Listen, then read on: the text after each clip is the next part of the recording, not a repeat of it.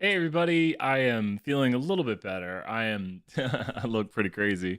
My hair is all out of control. Haven't shaved in like a week. Oh, this is Brian when he's taking a bunch of cough drops and got some water drink right here. Hey Juliana. Hey Josie. So and the camera's making me look redder than I am, but I don't have a fever anymore, which is the good thing. So I had like 101, 102 fever for like Tuesday night, Wednesday, Thursday, Friday, Saturday. I started to not have a fever, but I was like waking up in the middle of the night, like just like, and my mom was like, "That's a good thing. It means your body's fighting it." And I was like, "It doesn't feel like a good thing. Doesn't feel like a good thing when you wake up drenched in sweat and you're just like, oh God." You're like, and then you're coughing and you're like, this sucks. Hey, Lauren, good to see you. We're gonna get started on some stuff other than Brian talking about that. I don't know. I was mentioning I started taking some Dayquil on Tuesday because I felt it coming. My entire family recovering from the flu. It sucks. Yeah, really sucks. Like it's just so bad. My hair's all crazy right now. My beard's all crazy. My hair's all crazy. We're gonna get started here with a little 201 to start. We're gonna try to do 201, then 320, then 474. We're gonna take a lot of questions. Look at that color change as we speak. It's the camera. It's not me. Hopefully, I'll be fine to power through. I'll let you know if I'm gonna take a break or something. But like, there was a time I think it was Tuesday during office hours. I took a break and went and took some Dayquil. Maybe I took Tylenol. I don't know. I was taking drugs. Remember? Does anyone remember Tuesday office hours where I was like, we need to take a break for a moment? Does anyone remember that? That's when I was like feeling it coming on. I don't know if anyone's there for that. And like Brown was like, I need to take a break. I was like, one moment. Yep. Not fun times. Not fun times. But anyways, top things to review. Well, let's do some 201 review right here. So let's get the notepad out. Evan remembers. Evan remembers. Evan remembers. Here we go. Let's start out with that formula sheet. Stat 201 formula sheet. Let's do it. And thank you for all the well wishes, everyone. I greatly appreciate it. Let's go to the main screen. Okay, so here is the formula sheet. Now, with the formula sheet, what is the number one thing you have to know? I'm going to read all of this. So if you're hunkering down right now and studying for Stat 201, follow along, pause the video. There's going to be concentrated review. It's like we even get cough serums. It's concentrated. You got to know that notation. So we got to start here from the very beginning. Let's mention what everything is used for and mention the notation for it. So the very first thing you see right here is going to be the confidence interval for the true proportion. A confidence interval for the true proportion is when we are trying to estimate the truth from a sample proportion, which would be this right here. Now, these are called one sample tests because you're getting one group of individuals. It doesn't deal with the sidedness like when you're doing, oh wait, it doesn't, oh my god, no, don't want to say that. It doesn't deal with the sidedness like when you're talking about a greater than, less than alternative. That is different from the one sample from the right-tailed, left-tailed test. Does that make sense? Nicole, good to see you here. Feeling a little bit better, powering through. But the one sample is different from the one-sided. So those are very different from one sample and one-sided. When you talk about a one sample, it's like you sample UT students. When you have two samples, it's like you compare UT to Florida. So that's a two sample. You'll see there's two sample sizes. There it is. There's two sample sizes. So that brings us back to this right here. The proportion, when we do proportions, we are going to estimate the true proportion from a what? So follow along in the chat right now. The true proportion will be estimated from a what? The true proportion will be estimated from a what? The true proportion will be estimated from a what? You have to know what that is, which is the estimate. That is the estimate. But the estimate of the true proportion is also known as it is p hat. That's an estimate of what the truth is. And that is the sample proportion. The sample proportion.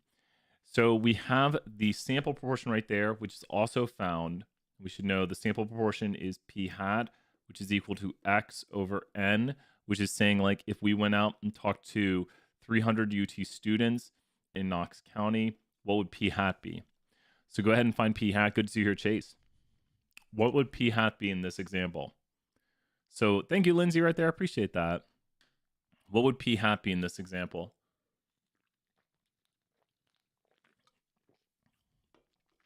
It wouldn't be 5. It wouldn't be 5. Remember, p hat can only be between 0 and 1. P hat is contained in the interval 0 to 1. So p hat cannot be outside of 0 and 1. P hat would be 0.2. So p hat has to be a number between 0 and 1. And it's the sample proportion. No worries, no worries. That happens all the time. And it's a good check. And then remember, p hat is a proportion, which means it's a decimal. It also can be expressed as a percentage. So good work, good practice right here. We got this. Let's throw out some about points. He's awake. Then the z star is different from the z from a test. You have to be very careful with your z star. Z star, the star means it's relative to a what. Anytime you see these stars, it means it's relative to a what. So when you see these stars here, it means it's relative to a percent what. So anytime you see those stars, those z's are different. Well, it is a z-score, but the reason it has a star is because it's not something you're going to solve for. Generally on the test, you won't even solve for it at all. The z-star means it's relative to what you are for the interval. So I've got hints drawn for you right there. The reason it's a star, like a t-star, a z-star, is it how confident we are. It's right. Great job, Evan. Good practice. How confident we are. And the more confident we are, the wider it gets, or the bigger the z or the t gets. So when we say something like 90% confident, you get like a z of 1.645. 1.645. When you say 95% confident, you get the classic in statistics, a z of 1.96. So as z increases, or as confidence increases, the z-score increases. Same thing goes with t. T's a little bit different, but still the star on it means it's relative to a percent confident. I don't love how we divide up the standard error right here into its own equation, but this is p hat times q hat over n square root. It's only a little bit different in the test below. Do we need to know how to memorize? No, you don't need to memorize those. We'll give them to you on the test, like the z-score for a 90% confidence is 1.645. Good question, Evan, right there. Really good question. How do we get q hat from p hat? You got to know how to get p hat from q hat. You should also know how to write these out, like p hat plus or minus z times p hat. I always write this out right here. I don't write times standard error. That's the equation written out because you just plug this in right there. So 1 minus p hat is q hat, exactly. And you just plug that in, so it's just the full thing written out. The next thing you need to know is how to do a hypothesis test. Blake, good to see you here. Blake, good to see you. Thank you, Blake. All the positivity, love it. So when you do a hypothesis test, in a hypothesis test, we are comparing a what to a what. We have what we have in our sample. So this is the sample proportion again right here. And we're saying, let's compare the sample to a what proportion. So this is the hypothesis test. Look at, I'm trying to color code the sheet to help out, like putting some keywords next to like what we have right here. So what is P naught? What is P naught? Is the hypothesized proportion. So when you do a hypothesis test, you have a hypothesized proportion. Now, an important thing to know is these two z's right here are not the same thing. Those z's right there are not the same thing. Just like these t's are not the same thing. A lot of people just say that those t's are the same and that causes them a lot of grief. No. This z, we'll talk about the z first. This z right here is the standardized difference. Oh, no worries. No worries, Evan. Excuse me. I'm gonna try not to cough into the mic. We take the difference right here. I want you to look at every test. Notice this. The top of every test is always a what? What do you notice about this test right here?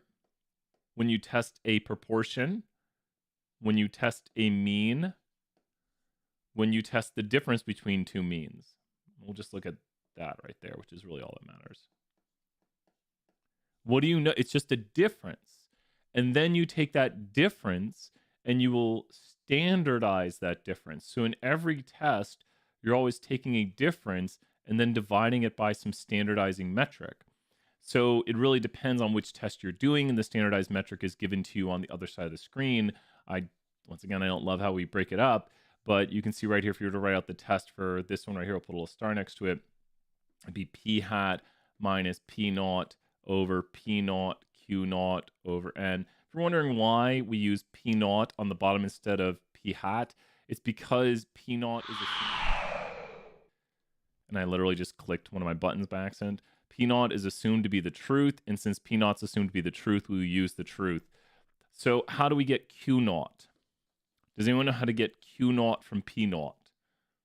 Does anyone know how to get Q naught from P naught? How do we get Q naught from P naught?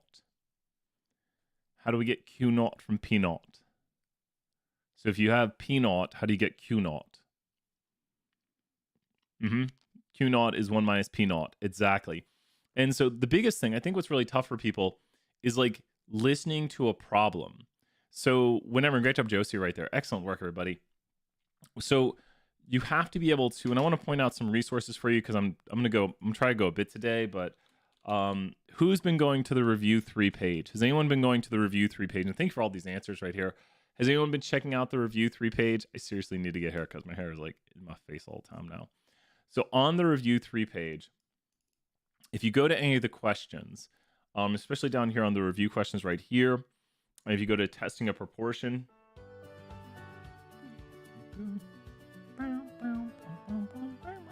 what I would do if I were to watch this question by myself, I would start the question right here and I would pause it.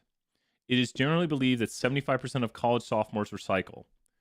What is 75% going to be in this problem? Like before you even continue this problem, I would start marking your notation. What would 75% be in this problem? This is how to use these videos and then ace the test. Is it just a proportion? It's generally believed. It is generally believed. That is like a belief that people hold. But did it come from a sample? Is it a sample size? Is it what? Well, it's kind of what we expect. It's kind of. So we see later on, the researcher sends a short survey to 128 students. So 128 is what? Right, 128 equals this. That's the easy one. 128 is what? So the researcher, 128 is n. And then what else can you identify in this problem too? And so technically it's lowercase n, technically, but that's not a huge deal. Capital N is population size, lowercase n is sample size. And then what else can you identify in this problem?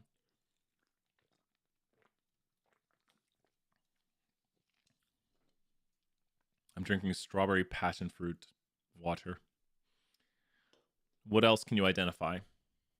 That is population size. Good job right there, Blake. And that would be used to check your less than 10% condition. So you can check the less than 10% condition. And then Blake has p hat, which is 84 divided by 128 is p hat, which 84 is also what then, Blake? Blake, you found what?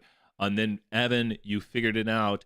0.75 is p naught, which is the hypothesized truth.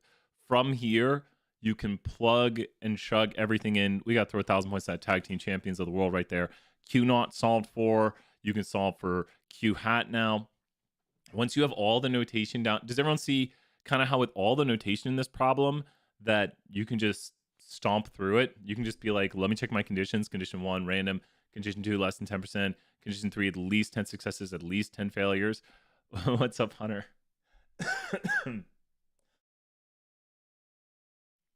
Cough drop's trying to fight it. So know how to check your conditions, know the conditions. I've got a whole video over conditions. And then we give you the Z-score right there for 93%. Good to see you here, Elena. And then there, like I said, we will give you these values on the test. 93 is a weird one. And know how to solve it. I am blank percent confident that the true blanks can either roll blank to blank. All this good stuff right here. I'm going to try to go for another 2.5 hours. Try. We'll see. So with this, the biggest thing is know your notation and practice your problems. I'm trying to give you some advice right here and now and help you out with understanding what to do. I'm gonna keep giving advice right here. So the next sort of problem is dealing with what kind of data. We'll talk about it again right here. Let's do it individually. The next sort of problem is dealing with what kind of data. What do I call that first part? Formula sheet. So the next sort of problem is dealing with what kind of data. Have we gone over keywords to determine which formulas to use? Yeah, we'll talk about that right here too. I mean, if you see successes and stuff like that, that's proportions. But take a look right here. I mean, this you see that right there. You know what you're dealing with. So with what Blake said, keywords. We'll try to do some keywords right here. Yeah, we'll do that. What do we need to know? Because if you identify the notation, that should also identify what kind of problem you're dealing with. Let me show you, for example. You ready? Okay, I'm going to blank the screen so you can't see. And let me take a note on this. And okay, I'm putting what it is in the video. And now I'm pulling up a video with this, and then we can go over it. Okay, here we go. Okay. So quantitative. Here we go. That's too easy. It literally says what it is on the screen. I'll show you. It literally shows the output on the screen. That one's hard to get wrong. I would hope it's hard to get wrong because it shows the mean. All right, here we go. You're dealing with, because then you'll know. Okay. This one, not too bad either. I don't know if your problem's quite like, have you gone over interpretation one you memorized? For 201, I think not yet quite. We will try to. So here we are. Here we are with some output from jump. So let's see if we can identify what this is. Below is output for a hypothesis test for a single population mean based on 28 observations. Start telling me the notation now. So start telling me the notation. Who can tell me any of the notation on this? Oh my God. Who can tell me any of the notation? Any notation. Any notation. Give me any notation. N equals 28. S equals 2.46. What else we got? What are the degrees of freedom? What are the degrees of freedom? So this is a one sample T because we're dealing with a single population mean. So it wouldn't be P naught though, because P naught is the hypothesized proportion. So degrees of freedom would be 27, and there's no P hat. And remember, P hat has to be between what values? So P hat can only be between what and what values? No worries. This is the practice. So we have to remind ourselves, P hat can only be between what and what? And then this is for means. So when we're doing means, and we look at the formula sheet, we'll go back and look at the formula sheet here again. So if we look at the formula sheet for means, we only have access to, I'll highlight, I'm going to grab only that stuff. We're only dealing with this down here. We're only dealing with this. So there's no P. There's no P. Oh, I know, Shama. Yeah. The P value. I think you might be doing it right there. Blake, coming up with that here in a moment. Yeah, we'll do that. So Blake, good job right there. Oh, sorry, I said something. But for this, here, let me copy it. For this, and try to follow along with the videos and then solve them yourselves and see if you can get them without my help. And then understand how we're getting them. Okay, so the hypothesized value is what? The hypothesized value is what? I don't know if anyone's got the hypothesized value yet. The hypothesized value in a one sample t-test is what? What is the hypothesized value? What is the hypothesized value? So you probably want to go to the hypothesis test. So 20 would be where? What is it in notation?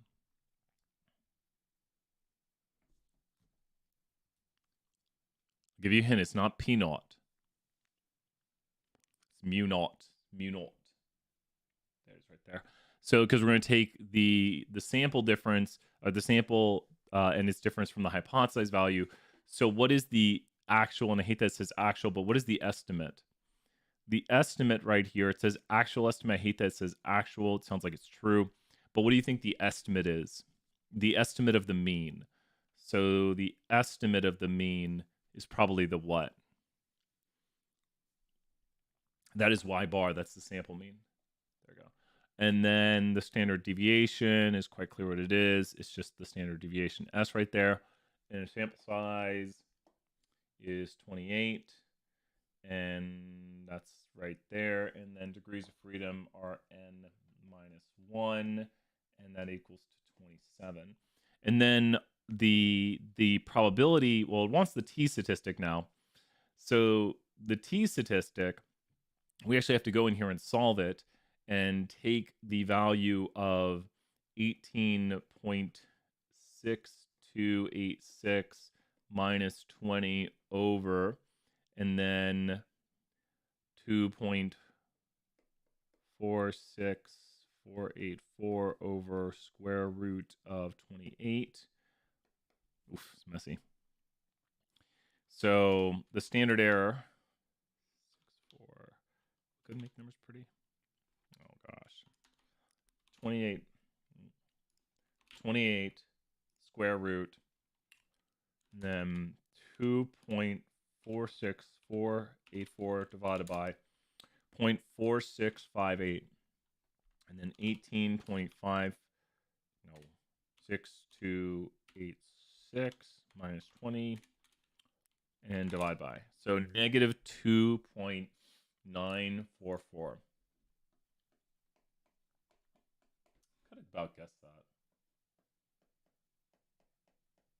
And then the test down here, the way to figure out the answer to this was a one people asked us, how in the world are we supposed to get this without the help of calculators? Well, there's how many tests? How many alternatives are there?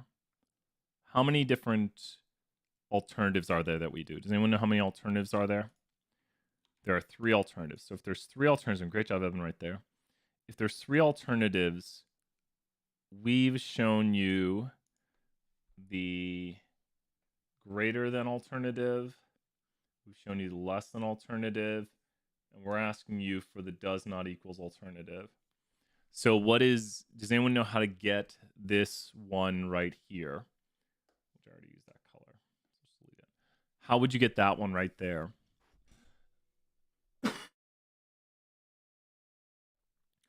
So that p-value right there should be found how? So if this p-value, we'll just show some easy math. If this p-value was equal to, let's say, 99%, and this one was equal to, then this one will be equal to 1%, and this one will be equal to 0.02. Yeah, and then Lindsay's already got it right there. This is not the answer. I'm just kind of showing the mathematics of how it would work. The decimals are smaller, but Lindsay has it perfectly correct. You double the smallest, which I've drawn right here visually. So this is 0.9967. You can see it right there. This is 0.0033. And take a look at the way this points. You see how that points to the left? This points to the right. And you shade to the right here. You shade to the left of the line. And we're at negative 2944. Standard errors below the mean. And now this one shades both sides because it's the does not equals alternative, which is the absolute value one. Exactly 0.0066. Yep, and that would be it. So the p-value is I'll give it right here. 0.0066. That is it. That is how you solve that one, which I've had a lot of people be like, how in the world? And it's like, yeah, that's how you get it. And then it wouldn't be 1 minus it though. It so close, like right there, it would just be the times 2 of that. Yeah, not the middle, because that would be like a confidence interval. So remember, it looks like this right here, where you have these 2 p-values that I'm highlighting here in green. They add up to what? These 2 p-values right here add up to what? Those 2 p-values right there add up to what? Those always add up to 1 because you're shading above and below a line. And then Lindsay said it perfectly that the does not equals is 2 times the lowest p-value. Does that make sense? So Lindsay has that note right there that the does not equals is 2 times the lowest p-value. If you look at this question, most of it went to us knowing the notation. If you just understand the notation right here, understand what the output's trying to show you, you'll do pretty well on it. So that is, you got to know that notation. You got to know how to use it. The 2-sample t-test, I'll do a new part right here. 2-sample t-test. .201 formula sheet, 2 sample t-test. Okay. So with the 2 sample t-test, why is it called 2 sample? So we've talked about this a lot. Why 2 sample? What's the deal with 2 samples? Why are we saying 2 sample? Why do we use that? Not 2 quantitative variables. Good answers, Evan, right there. Not 2 quantitative variables, though. 2 quantitative variables you should know for your tools and techniques. 20,000 points there, Evan. If you have 2 quantitative variables, you are doing regression with like height and weight, and you'll have regression. Kind of 2 subjects, 2 pools of populations that you're drawing from to compare. Like you're gonna take like group A over here and group B, and these are the 2 samples. And so you're then going to compare them, and you could go down here and you could say, let's compare class A and class B on some quantitative measure like their score. So you have 2 samples, and one way to look at this is with side-by-side box plots. And if I told you this was the distribution of test scores, would you think that they were independent or dependent? What would your thoughts be on test scores right here? If I showed you this and I was like, here's the test scores for classes, what would you think? Can we go to a Gini example? We do some Gini, yep. Sure, we'll do 320 next and this one 474. Would you think they're independent or dependent? Try not to my thing in the mark. I would say this looks like evidence. This would be evidence of dependency. This would be evidence of a dependency. Well, they would be dependent. So let me ask you this: if these are versions of a test, would your score depend on the version of test you took, or would it be independent? Like, would you be thinking your test depends on the version? Would you be happy if you got version A? So if it's dependent, that means the version of the test somewhat influences your score. I think that's a class at first, but I changed it to the version of the test. No worries. So if you're in a certain class, it might influence your score. Even then, grades might be influenced by a certain school or something like that. But the more the box plots line up, the more what they are. The more the box plots line up. Can't draw a line up box plots. The more the box plots line up, the more what they would be. The more the box plots, the more independent they would be, because then it doesn't matter. But the further the box plots are away, then the more dependent your grade is on which distribution you are in. So very clearly, when you're doing this, there's a categorical variable down here and a quantitative variable here. So a lot of times people think it's too quantitative. Very common thing. Hey, Rashni, good to see you here. I'm just going on cough drops. And so that is important to understand what we are doing. So when we have these 2 groups right here, in these 2 groups, we could try to figure out the what between them at all times. Generally speaking, Clark Bike. We are trying to determine the what right here between the 2 groups. Like, what's the point of this test? When you have 2 samples, you're trying to figure out the what, the difference in means between the 2 samples. So that's kind of the whole goal of this. So what would be our estimate of the difference between the 2 means? The difference between the whats. What will be your estimate of the difference between the 2 means, of the true difference? And you can just read that as a sentence right there. The difference between the sample means. Correct. Great job right there, Evan. So there you are with the difference between... Oh, Blake, don't be mean to me, bot.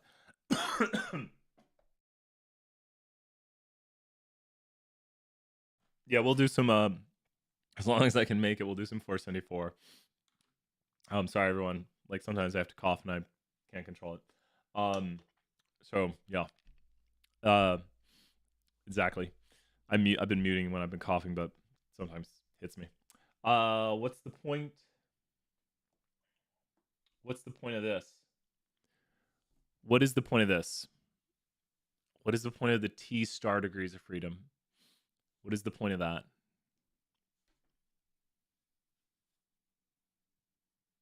That is the t relative to what? It's the t-square used to create a what? Now be careful. It is not the same t right here. These are not the same. I always point that out because the bottom one is the t-test with the different standardized. Like that's your confidence relative to the degrees of freedom. Exactly. So the degrees of freedom for this one are a what? When we talk about the degrees of freedom for this one, for the 2 sample t, the degrees of freedom are a what? You know how it's the 2? We should write it correctly, right? The degrees of freedom for the 2 sample t is a 2 complicated formula. I'm not joking. It's pretty complicated. So the degrees of freedom for the 2 sample t is a 2 complicated formula. So you won't be solving that on the test. We've asked it that way before, like it's a complicated formula that you use. And if you want the degrees of freedom for the 2 sample t, it can be calculated. We have the calculator right here, pulled up. And so it takes the information right here, the sample sizes, sure. And then it'll calculate the degrees of freedom for you. The exact formula is, there it is. Copy image address. Oops. There we go. Here's the exact formula. So this is the formula right here if you had to solve it by hand. We're not going to have you solve this by hand. I don't know anyone who does. We use applets like this to solve it. So that's why I say it's a 2 complicated formula. If you notice what it takes, sample size 1, sample size 2, standard deviation 1, standard deviation 2, and that's what everything takes right here. Fun fact, maximum it can be is total sample size minus 2, so this will be 198. Don't memorize that, but it's just a random fact that the biggest it can be is total sample size minus 2. So yeah, I guess maybe it's coming from, I don't know. I should learn more math. But anyways, that is what we have right here with this formula. The standard error is the last part of the equation for the confidence interval. So with the confidence interval right here, the standard error is going to be S1 squared over N1 plus S2 squared over N2. That is standard deviation 1 over sample size 1 squared the standard deviation. Standard deviation 2 squared over sample size 2. And yeah, down here we have the hypothesis test. Now, I don't like that we put this 0 right here. That's the hypothesized value. It's not really needed because we usually only test 0. That's what we're testing against. We take the difference right there, as we usually say, and then we standardize that difference. And so you'll have to take right here and take the standardizing factor, which is just this equation right here. So let's look at one of these in practice right here and see what it looks like. So we're going back over here. So here is testing 2 independent means. Okay. So before we get started on 2 independent means, what is the first condition? What is the first condition when testing 2 means? If you're testing 2 means, what's your first condition? If you're testing 2 means, what's your first condition? We got that hype man. No, not QQ. Caleb got it. See you, Caleb. I'm gonna get copyright claim if I play that too long. Randomization. And then what is the next condition? The next condition would be what? Condition 1, random. Condition 2, what? 10%. What do you mean by that? Like you got it. Less than 10%. Pause. What's condition 3? What's condition 3? And I've got really good videos going over all the conditions. What's condition 3? Large enough n because it's quantitative. Great job right there. I think we call it, yeah, large enough n. It is large enough n, right? No, it's nearly normal, which has large enough m. It's technically the nearly normal now. It's technically the nearly normal because large enough n is a subset of the nearly normal now. Large enough n states that if we have a large enough sample size, the distribution will be nearly normal. So nearly normal is what we're checking for. You can check that by looking at the histogram, looking at the QQ plot, looking at the normality plot, the QQ normality plot. Does that make sense right there? And so it won't be success failure though, because that's for proportions, for categorical data. So nearly normal will be the condition. Nearly normal. I even hate it when we break that apart into like they're kind of the same thing because large enough n is a large enough sample size such that the distribution is nearly normal. So it's kind of in the definition itself. What's the last condition for two sample means?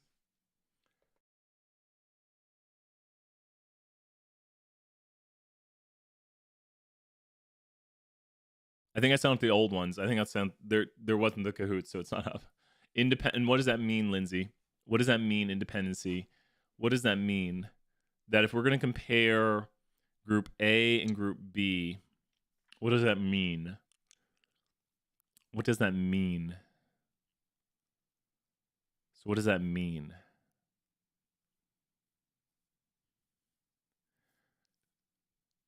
Kind of. Evan's on track with it right there. So it's if you have group A and group B, group A doesn't influence group B. So it's like if we're testing people taking an exam before and after they study for a test, then do you think that's independent or not independent? Like we're going to give the same person the test and then have them study and see how they do after studying. Would that be independent or not independent? So think about that. That's a classic example of either one of the two. So this is the fourth condition known as independent means. So the fourth condition is independent means. I'll even bring up the video here where I go over that. So we have 100 students. They're going to take a test and we see how they score. Then we're going to let them study and then they're going to take the test again and see how they score. Then we're going to compare the means of those groups. So this is one proportion. Size the that is dependent. And so this is the video where I go over all of them right here. But that example right there is very dependent means. So that is a classic example of dependency because your score after studying would depend on your score that you had before studying. Like if someone made a 90 before studying and then they get to study, their exam's probably going to go up, and they've already taken it one time too. We're giving them like a different version or something. So, and if someone made like a 30 before studying, then, I mean, they might make higher, but we wouldn't expect them to make like a 95. Does that make sense? Like the score someone makes after is going to depend on their score before. A lot of the questions on the test don't violate that condition because then you can't use the techniques from this chapter. So let's see what this one does right here. Each of these groups. This question is, it is believed that British men are shorter on average than the men from the USA. So we're looking at the heights of men. You'd have to ask, do the heights of British men do what to the heights of USA men? So what would you be thinking here? Because you're comparing British men to USA men. So you'd have to ask to do the fourth condition, do the heights of British men. This is the two independent samples t-test, right? Because the British men is an independent group of US men. They do not influence the heights of the men. And you see how it's two groups right here? And you're comparing the heights. And it's just like with the categories right there with British and USA. The null hypothesis would be that the true mean of British heights is equal to the true mean of USA heights. And you can write it as that there is no difference. And then we're trying to see apparently that USA is taller. And then here's the output. Now, a lot of people ask how to get this value right here. Can anyone quickly solve for this value? This was on the Canvas content. But if you look at your equations, I'm taking a screenshot of this right here. I've got this on the screen. But does anyone know how to get that missing value? A few people were asking about that. Does anyone know how to get that missing value right there? I love it when that value is blanked out. It's easy value to get.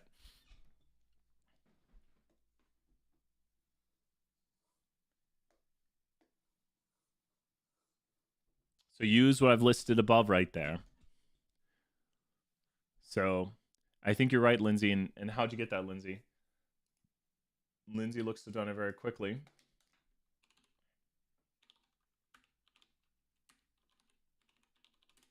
And there it is right there. Great job, Lindsay. Yep, the difference divided by standard error, which I've highlighted right here in the output. There's the difference right there in the formula, standard error. The upper and lower CI, so they're actually giving you the confidence interval output. So if we were to like mark this right here, this is our upper and lower of the confidence interval. They've already solved it for us. 95% confidence, and a lot of weird backworking stuff we could do. And then you can see the p-values with the relationship of these add up to 1. So we could circle this right here and say these add up to 1. And then this one is times 2 of the smallest, just so we can understand the relationships in the output. And once you get better, and then tells you the degrees of freedom for this, which nice. We just don't really need to know that. But once you start to understand this output more, it's a huge help. Yeah. So we only have one more. It's the chapter I didn't get to cover, even though I sent out videos on it. So I'm hoping the videos suffice. I'm hoping people will do the homework. I gotta take a look at all that. And this is the chi-squared test of independence. So I'm gonna maybe take a little more time right here and talk about this.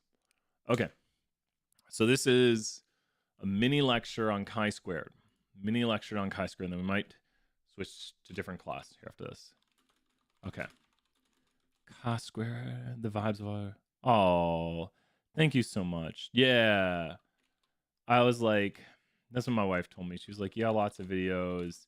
She's like, send out stuff, send out what you got, you know. She's like, your students will be okay. I was like, okay. I was like, we got this. So when it comes to the chi-squared, the first, you can say the first condition. What's condition 1 for chi-squared?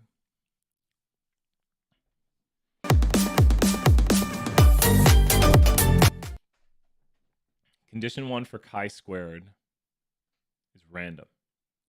Condition 2 is less than 10%. Now, condition 3 is different. Condition 3 is kind of based off. Does anyone know what condition 3 is? I'll be very happy. Not nearly normal, because that's quantitative stuff. So, and do this. Go to the video I have over here and write every one of these down right here. You can see it on the screen, actually. You can see the chi-squared over there. Ah, yes, the expected cell count.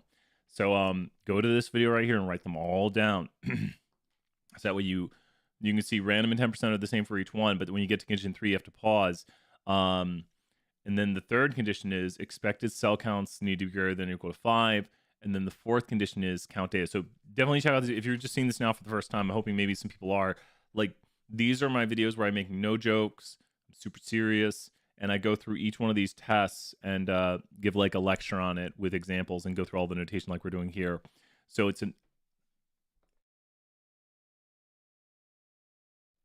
another way to review the material. So fun times. Okay. Okay. And so condition 3 is expected cell counts need to be larger than 5. 5 or larger. To be or larger. We're not going to get to exactly 5. And then count data. This is key. So we have here 2 categorical variables. 2 categorical variables. So what is... I almost wish this was condition 1, because when you're doing the chi-squared test of independence, it has to be 2 categorical variables. If you don't have 2 categorical variables, you're not doing the chi-squared test of independence. When are you... So Blake or Evan, someone said, I want things to know when I'm doing what. How do you know you're doing the chi-squared? How do you know you're doing the chi-squared? How do you know instantaneously you're doing the chi-squared? When you have what? You see that and you're like, oh, I'm doing chi-squared. How do you know you're doing the chi-squared? If there's 2 categorical variables doing the chi-squared. So if we have something like, let's compare, I'll do this the right way. Let's compare the state someone was born in and their pet ownership at UT. Okay. So we're going to compare the state someone was born in, their pet ownership at UT.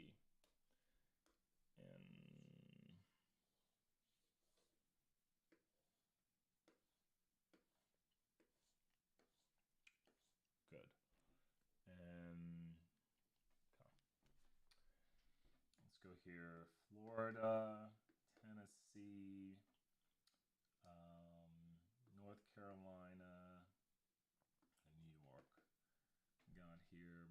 bunny, cat, dog, gator. And so we got here and say their favorite pet. Okay. So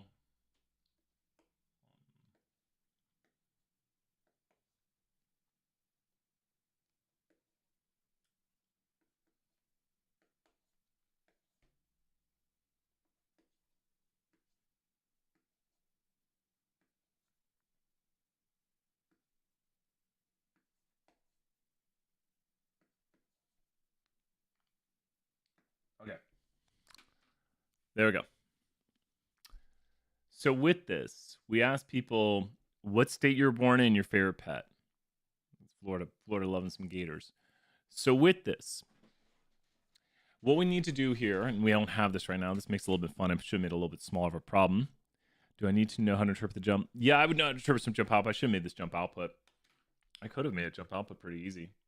Yeah, let's actually make a jump output. 2 seconds. Give me a moment. I can make it and jump very easily. Opening my jump license for the billionth time. Opened jump license. Okay. Probably best I show it with jump output. Okay.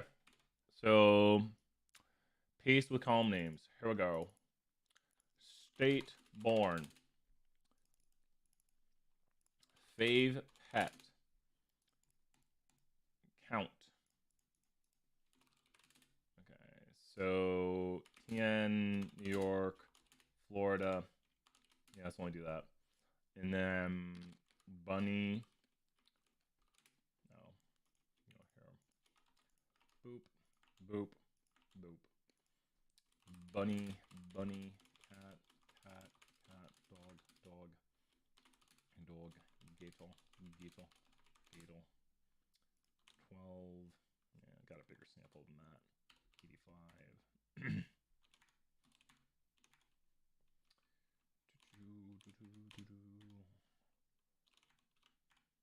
Sure.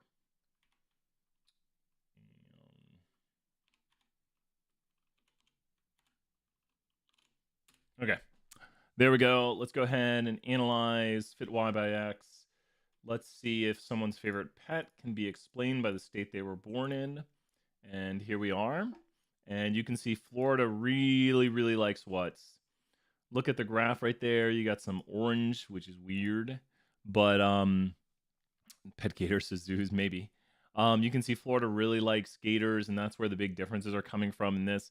You can see Tennessee also likes more bunnies. So we got a little bit more Tennessee bunnies.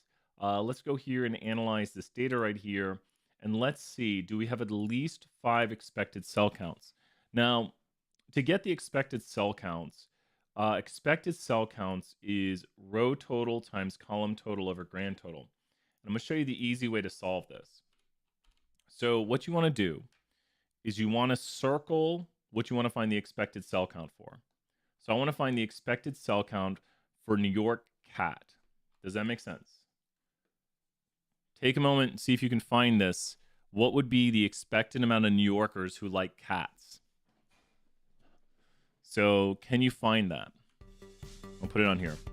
What is the expected amount of New Yorkers who like cats most?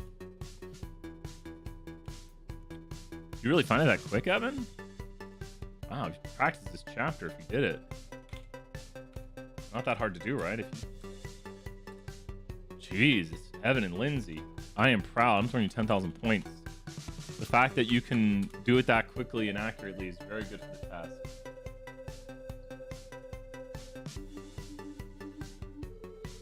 Notice how it points in, so it's 292 times 211 over 626. So really excellent work right there. Just make sure to find the row total and column total respective to it. I like to draw it on the graphic Excel. Now, which one of these would you want to check to see if they are all at least 5? You'd want to check the what is 1. This is the one to check right here. New York Gator, I think. Oh my gosh. No, wait. I think it's this. I think it's Florida Dog. I didn't see the 87 right there.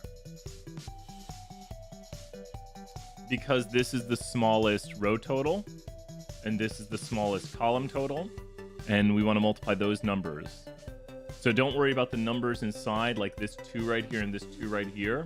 It's the smallest row total times the smallest column total will give the smallest expected. The counts might be different, and so it looks like it is good. Evan is confirming this is good. 87, and try working these out on your own right here. Just make sure you get them correct. Oh my god. Oh my god. There we go. So 17.094. And once again, with jump, everything is very easy to do these because you can just go here and go to expected counts, and you can see 17.092 right there, 0942, and that is confirming that we have at least 5. Jump will actually tell you errors down there when you don't have at least 5. So now what you'd want to do is you'd want to get a cell chi-squared. So the formula for cell chi-squared is going to be observed minus expected squared over expected. So I'll write down that formula right here for you real quick. And let's find it for this one right here. So go ahead and solve it for that one right there, this cell. So it is observed minus expected squared. So, so then what would it be for that one? It's gonna be like 28 squared, which is like 800 divided by 38. So that's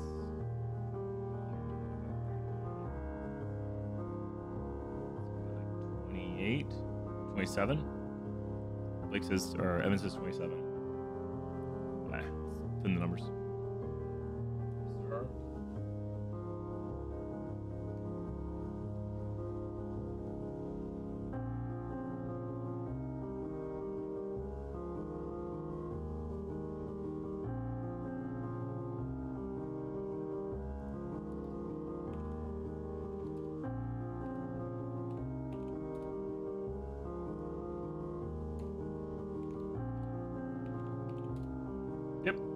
There you go. And so what do we then do with all these cell chi-squareds? This is great, doing a great job here. Once you find all these cell chi-squareds here, let's just show only the cell chi-squareds because we could find them all manually. But then what do you do with all the cell chi-squareds?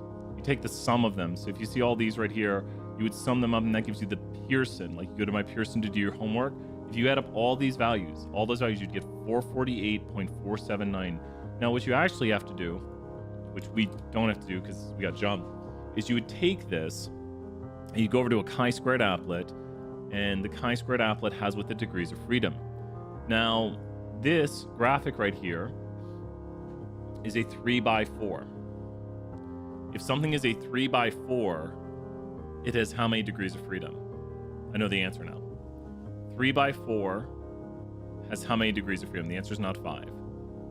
3x4, because there's 4 answers to the animals and 3 answers to the state. 3x4 has how many degrees of freedom?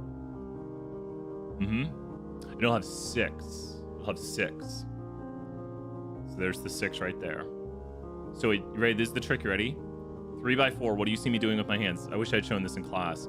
3x4. You see me dropping one number on each hand, and then I'm gonna do what to 2 and 3. I'm gonna do what to 2 and 3. Not add them, I'm gonna what them. Because it's rows -1 times columns -1. Great job, Trey, right there. So it's a 3x4. So if I gave you something more complicated, like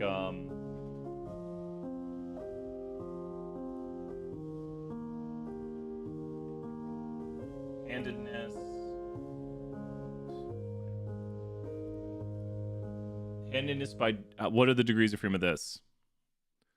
So this one, just quickly look at it and be like, oh, it's a this by this. What are the degrees of freedom?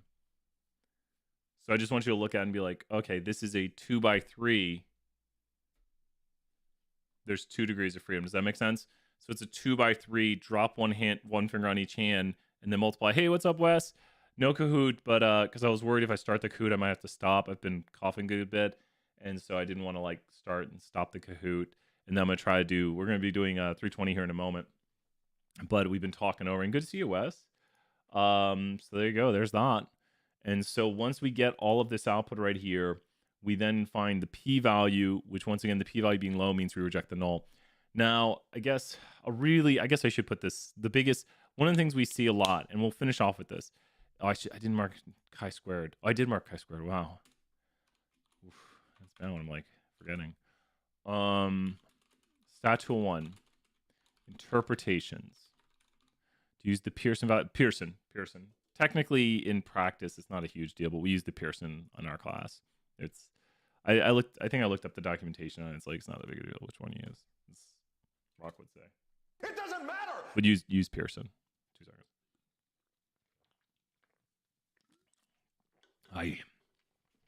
The Ravens won, and let's do some interpretations right here. So confidence intervals. There are things you need to mention for a confidence interval all the time. And you should know how to write this blank interpretation right here. I am blank % confident that the true blank is contained in the interval blank to blank. So this right here is very important. I am blank % confident that the true blank is contained in the interval blank to blank. So what if I gave you this output? I'm going to give you one of the hardest ones I can do right here.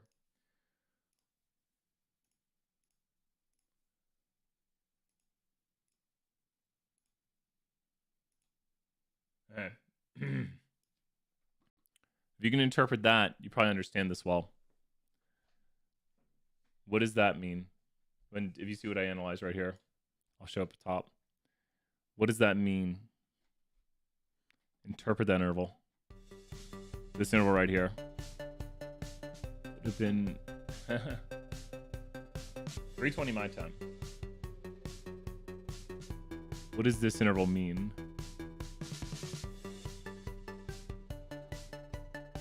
Look how it's male minus female. Central time.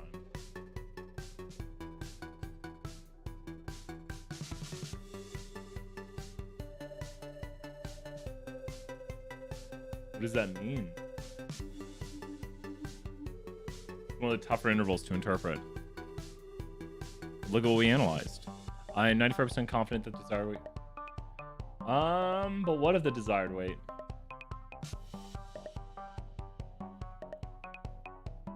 Close, Lindsay.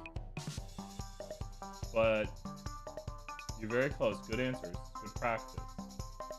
What are you trying to analyze between desired weight? What are you trying to analyze? What are you trying to analyze? Well, true mean difference. True difference in the means, right? So we're looking at the difference between the means. The true difference between the means. I'm 95% confident that the true difference... well, it's not a percent, though. It's not a percent, because this is pounds. Problem will probably tell you it's pounds. So, good practice right here. I get one of the hardest ones. I'm 95% confident that the true difference between males and females contained within the interval.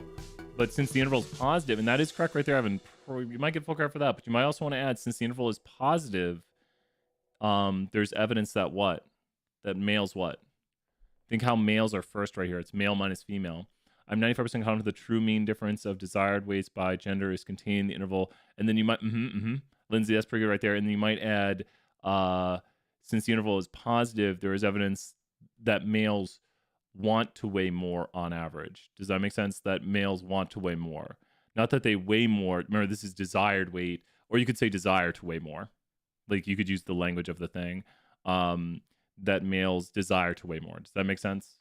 So I am 95% confident the true difference in desired weight, the true difference in mean desired weight between males and females is contained in the interval 49.92.40 to 56.5190. Since 0 is not contained in the interval and the interval is positive, I have evidence that males want to weigh more. That's a big one. It's like the hardest one we can give you.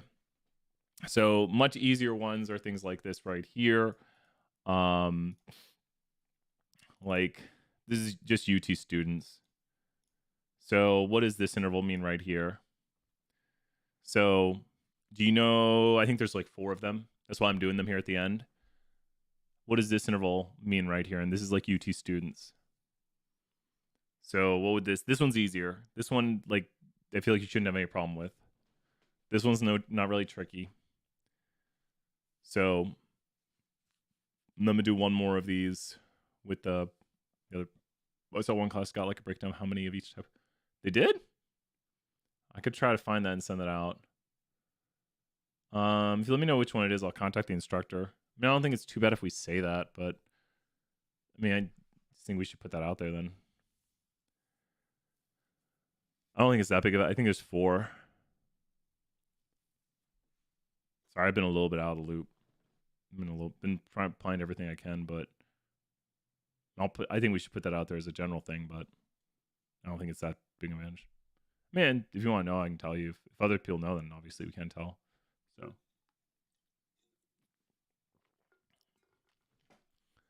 what does this interval mean? This interval right here. That one. That interval. What time? I am. What does that mean?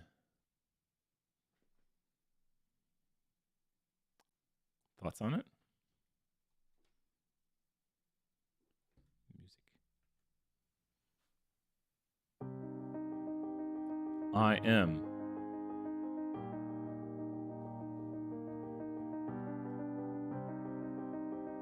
It's more practice the more you write it. Usually people get the context wrong. I am 95% confident that the true mean, not distribution of weight. I am 95% confident the true mean of weight, not the distribution of weight.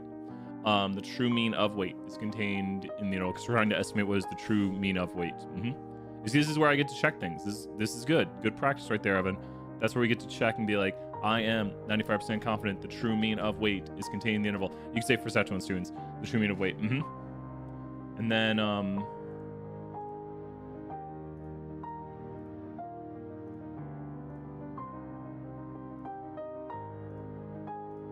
what's the top interval mean right here? Yeah, and then I think you just have an extra that weight in there, Lindsay. Good work. Good work. So yeah, and then read it out loud if you can, like, or just like, I don't know, as long as you don't think that has to say you're cheating, like try to be like saying your head. Great job, Lauren, right there. Not 2 people put that weight. So the last one was, just to repeat, last one was, I am 95% confident that the true mean of weight is contained in the interval, and then the interval you said right there. Does that make sense? 2 people have I am 95% on that weight, so not the extra that weight in there though. Since the second person said it, I just want to make sure other people don't say that. What is this top one right here going to be? Be careful, I threw a loop. Great job, Ben, right there. Ben, great work. And what's this new top interval going to be? So think about what we're analyzing. But Evan, is it mean of gender? We're trying to analyze the mean of gender. That's where you might lose a little bit of points. No, don't worry. And then is it 95% confident? I got you in 2 spots. But see if you can fix it. But there's another thing too. It's not mean of gender though. Because gender, I think Blake sees it right there. Evan sees it.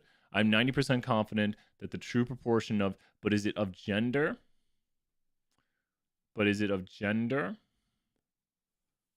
Would someone understand what you meant if you said I'm 90% confident the true proportion of gender is contained in the interval 0.52? So what do you think? What should you say? You're on the right track. I am 90% confident the true proportion of females. Nice job, Josie. Yep, Josie's getting it correct right there. Josie, that is what we're looking for right there. I am 90% confident the true proportion of females at UTK is contained in the interval blank to blank. I'm 90% confident the true proportion of females. But you want, this is just females right here. So Josie, great job, Josie, right there. Josie has it correct with I am 90% confident that the true proportion of females at UT is contained in the interval blank to blank. So Josie, great work right there and good practice.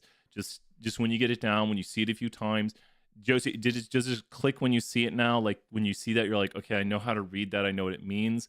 It's just something that hopefully when you do it multiple times, it starts to click and you're like, oh, I see it. I know what it means.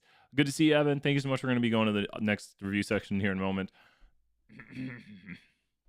Maybe I'll shave at some point this week. I don't know. Go month, grow beard, right? The other big interpretation thing is we have test interpretations. Okay. So this is hypothesis test. So when it comes to hypothesis test, I blank the null with a p-value of blank that is above / below my alpha level of blank. This means I do not have evidence.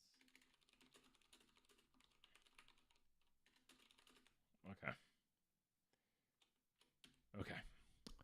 So this is the tough one. So you either reject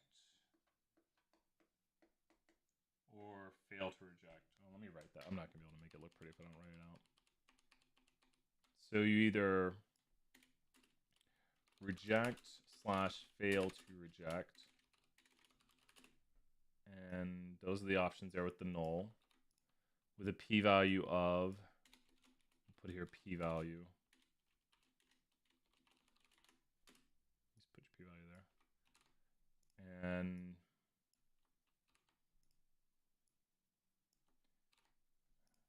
of alpha level.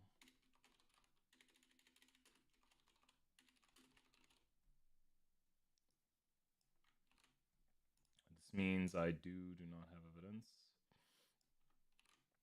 For my alternative, that, and then that's the top part usually. Okay, so if you reject, I'm going to reverse this. Below, above, there we go.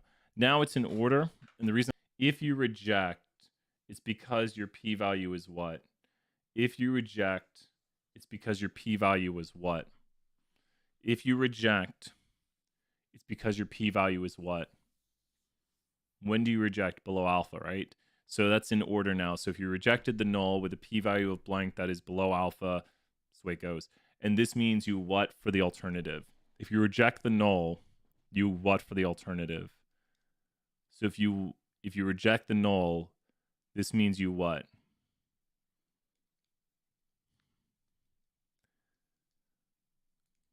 You do have evidence. So let's say someone wanted to analyze our output over here.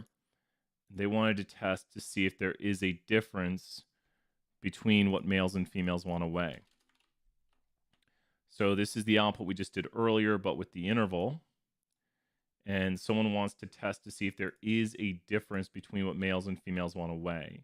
So we don't need the top part of the graphic. So with this, they want to test to see if there is a difference between what males and females want to weigh. So how we do this right here? We do have evidence. Great job, Josie, right there. So what would this mean and how would we interpret this? Look at this. If someone wanted to run the test right here with the null being male minus female equals 0, the alternative being male minus female not equal 0, which p-value would they use? 1, 2, or 3? 1, 2, or 3? Which p-value would they use? Commonly missed. Well, we've been going over everything we can, Taylor.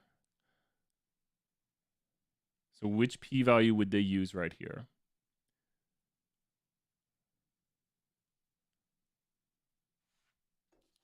cough drop.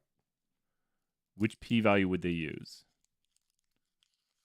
1, because that is the does not equals test the absolute value. And so how would you interpret this? This is difference in desired weight. So how would you interpret this? This is probably, once again, you want to talk about commonly missed. This is going to be one of the hardest questions on the test. So how would you interpret the results of this? So if you can do this, you really know how to interpret a test. I reject a null hypothesis with a p-value of 0.001. This is below my alpha. And then state the alpha level unless otherwise stated. State the alpha level, Lindsay, of 0.05 unless otherwise stated. So below alpha of, and then make sure to give it. That's why I've got it highlighted right there. So good work. This means I do have an alternative that, but it's not that males want to weigh more. It's not that males want to weigh more. Good work, Lindsay. Very close. You would get a lot of points for that, but there would be some errors. 1, state your alpha level, and then 2, you're checking the alternative that there is a what. So you're really close right there, Lindsay. So the alternative you're looking for is that there is a what in desired weights, according to the way the test was written. So you're right there. That's very close, and good work. Got 30 some points for that. I reject. Let me see. I don't get points anymore. 39 points. I reject the null hypothesis with a p-value of 0.0001 that is below alpha of 0.05. This means I do have an instrumental alternative that there is a difference.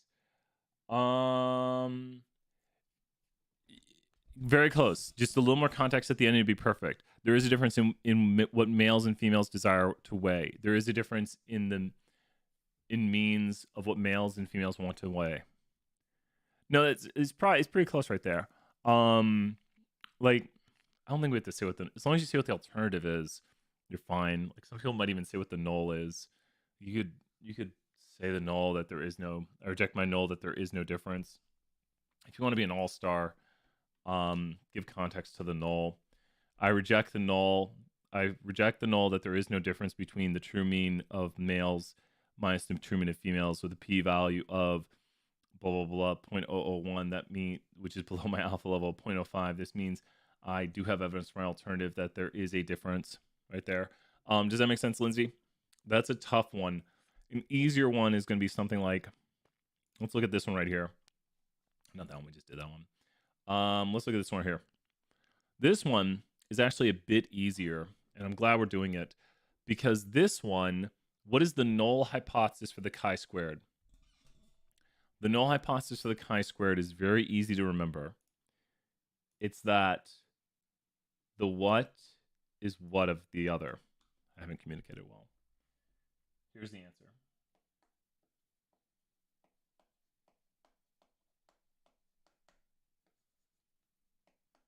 That's the null hypothesis, is the two things are independent.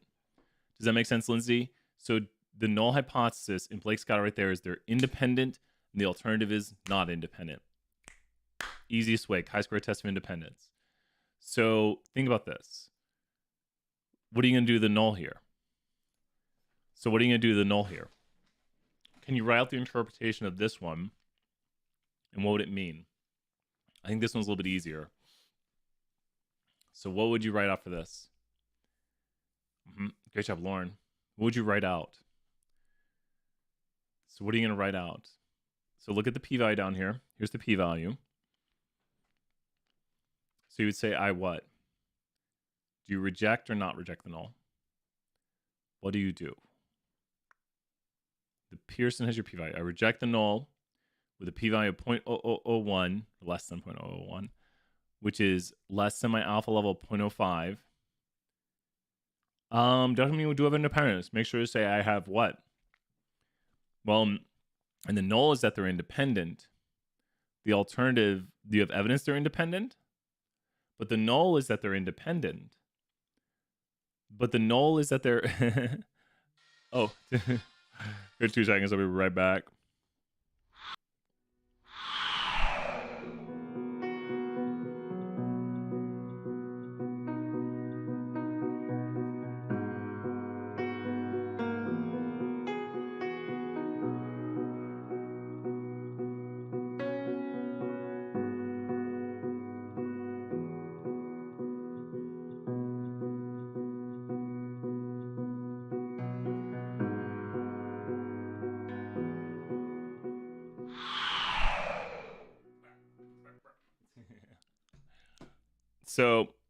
So how would this be interpreted, Blake? How would we interpret this result? So what would we write? We got to write the full result out with I reject or fail to reject. I reject null hypothesis p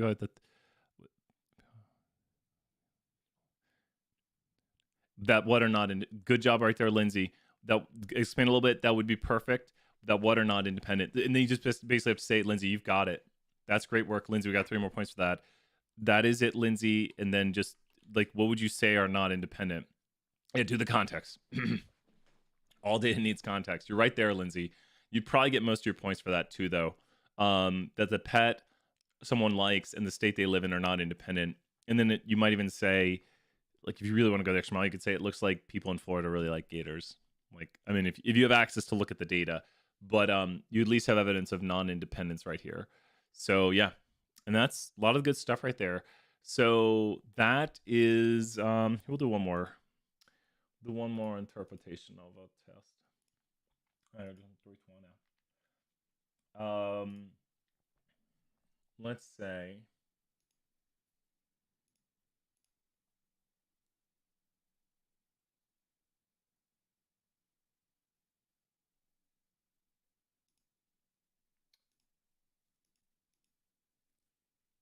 okay, let's say we're testing the greater than test on this. We're testing the greater than test. So using the greater than alternative, tell me how to interpret this. Using the greater than alternative. So using the greater than alternative, tell me how to interpret this. Would you go for p-value 1, 2, or 3 using the greater than alternative? 1, 2, or 3. Using the greater than alternative, p-value 1, 2, or 3. P-value 1, you'd go for 2. That's the greater than. So what are you going to do to start? Reject or fail to reject? Like that should be like, so you should be like, okay.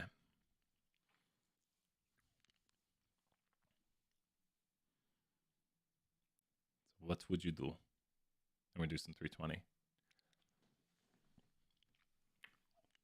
You fail to reject.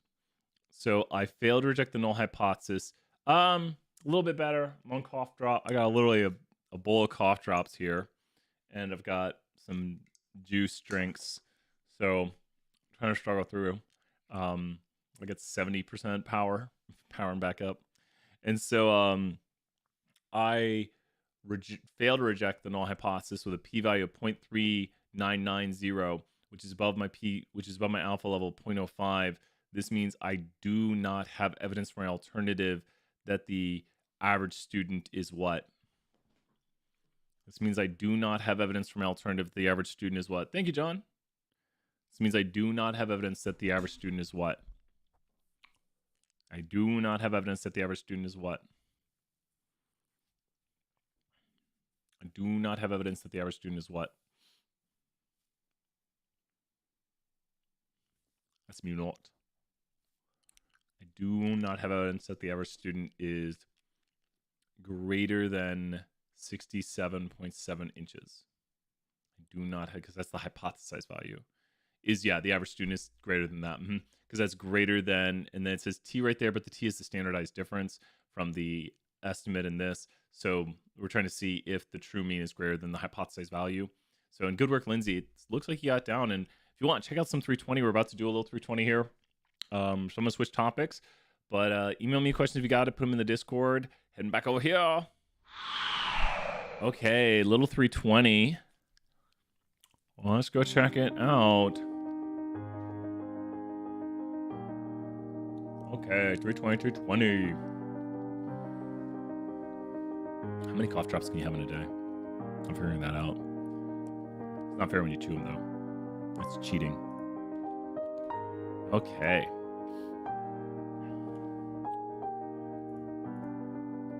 Nice. Thank you, Lindsay. You're welcome. Thank you so much. Feeling a little bit better. So doing better. It's really what's rough right now is the nights because I'm not sleeping well. I'm just like coughing through a lot of the night. And so that's the tough part because you can't suck on cough drops while you sleep. It's not a good idea. You're welcome, Blake. And so thank you so much, everyone. Love all the positivity and sorry that we had to cancel class on Wednesday and I've been out of commission. I mean, Wednesday was rough. Like I was up at 6 a.m. my time, which I'm not usually up at. And my wife was like, you need to email them and say you're not having class. So I was like, maybe. We'll see. We'll see how I'm doing. I'm keep recovering at this rate, probably. I try to do more of this. But use the review material posted. Take notes. Write down notes. So that way, you got your notes and you'd be like, okay, this. And the more you, like, sometimes people tell me, like, they're like, I look at my notes so much that I don't even, like, look at them anymore because I just know it. And it's like, this way it goes. So, yeah. Let's do a little 320 right here. And points. Okay, BS 320. Let's go interpretations in regression. Okay, here we go. Okay, so in 320, we are very particular about our interpretations because there's just a lot of ways that are not true to say things. So we're going to go with one of my favorite data sets just because I need an easy data set. Oh, it's not here right now. I need to go to library, reg class. There we go. Data. You know where we're going if you've ever been to one of my classes, survey 10. And let's make a model right here predicting height from weight. Now, this is the very beginning of data interpretations, a very good place to start. And when we start interpreting coefficients, we do it in a quantitative model. Now, this is a model predicting height from weight. So height is the Y variable of interest, weight is the X variable, and the data comes from the survey 10 data frame. You can see the survey 10 data frame if you click right here, which just looks like an Excel spreadsheet. We can visualize this model too, which is always a good idea to do, especially if you're working on the take-home to see what you've created. There is the visualization of the model, and you can see generally people who weigh more, generally they are taller. Now that goes into consideration when interpreting this. 2 individuals, so always make sure to say 2, and let's do a little hash target here, 2, and then you say give context, 5 contexts, give context. There we go, 2 blanks that differ in X. So differ in X by 1 unit are expected to differ in Y by B1 units, where the blanker, larger, or so we could say, so yeah, larger X is expected to have a larger / smaller Y. There we go. I think I've got everything boxed in right there. And then it sounds really complicated until you put it in context. So we'd say right here, 2 individuals who differ in their weight by 1 pound are expected to differ in their height by 0.07 inches, where the person who weighs more is expected to be taller. And especially if you times this by 100 units, then you could do a 100-unit difference right here and say 2 people who differ in their weight by 100 pounds are expected to differ in their height by 7.3 inches, where the person who weighs 100 pounds more is expected to be taller. So you have to be careful because if there's a negative coefficients, you need to make sure the larger, smaller is paired correctly. And we could do a negative coefficient right here. I think GPA is going to have a negative coefficient. So there's a negative coefficient on GPA. So 2 individuals who differ in their GPA by 1 point are expected to differ in their, oh my gosh. Yeah, that's correct. 2 individuals who differ in their GPA by 1 point are expected to differ in their height by 0.97 inches. You could throw the negative on there, but then it'll be clarified right here where the person with the higher GPA is expected to be shorter. So that is what we have right here over here in the model. So you also want to make sure it makes sense when you're interpreting it and you can kind of see what's going on. And it doesn't mean if you have a higher GPA, you will be shorter, or if you increase your GPA, you will get shorter. That's cause and effect, which we don't want to imply. We're just saying like the differences we see in the model. This is also a very, very bad model. It is statistically significant, but does not explain a lot of the variation. So that's the simplest of interpretations. But now we get into what is called the multiple world, where we have to add in one extra little bit of interpretation. When you have multiple x's, you have to make sure to add in the phrase. So when you go right here, 2 blanks that differ in x by 1 unit, but are otherwise identical. And this is the idea that we're comparing 2 people who differ in their GPA by 1 unit, but they would have the same weight. There could be other variables here too, but it would be 2 people who differ in their GPA by 1 unit of GPA, but are otherwise identical are expected to differ in their height by 0.06 inches, where the person with the higher GPA is expected to be shorter.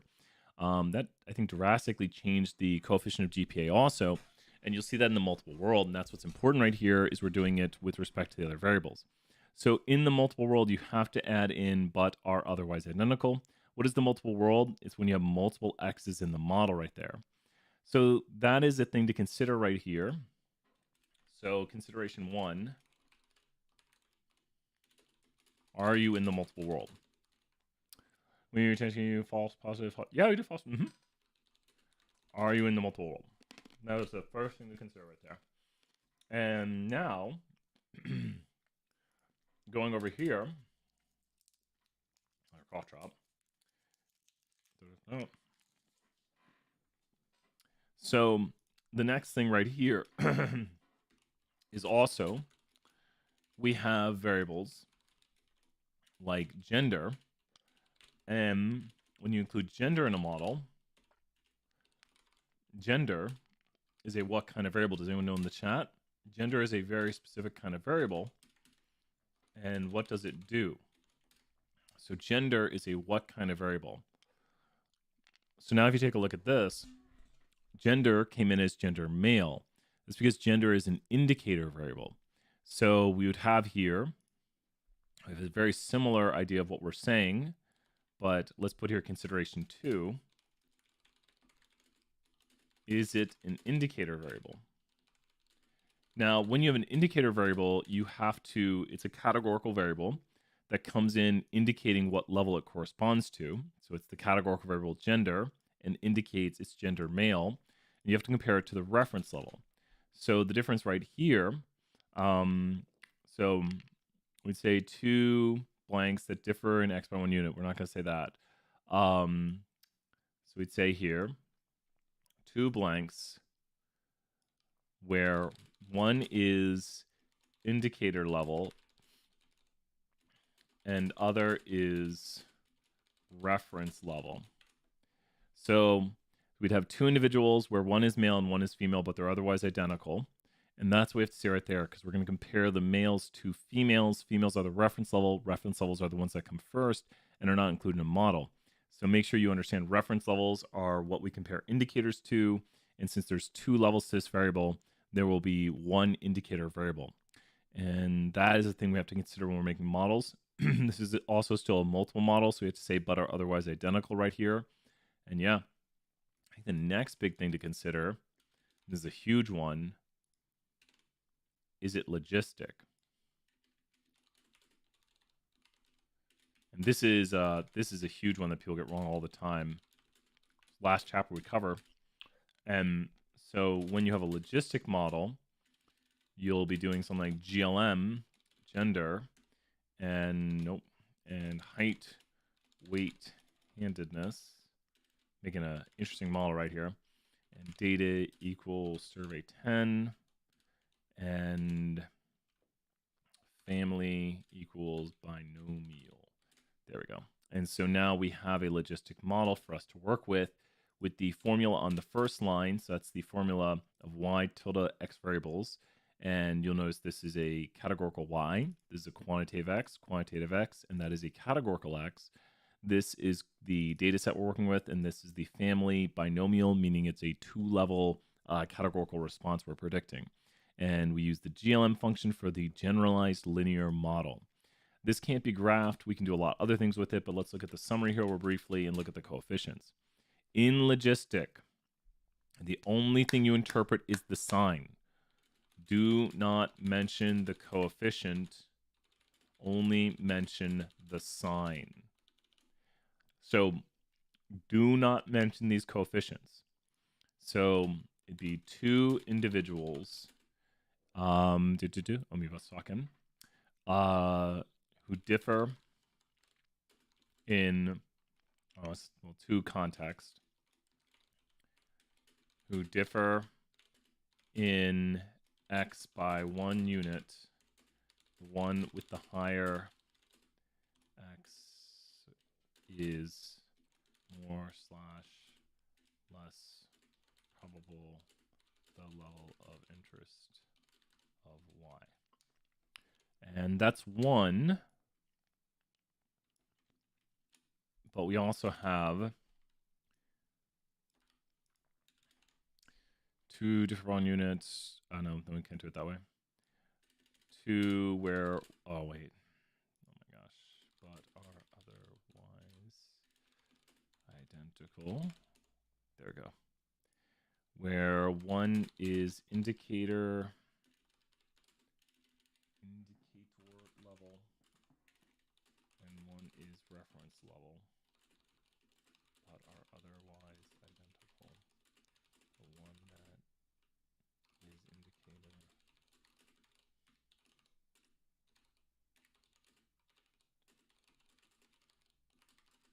Okay. We're going to look at this in context here in a moment. But this is the culmination of everything. And one is indicator level. I'm putting in parentheses everything you should know to fill in.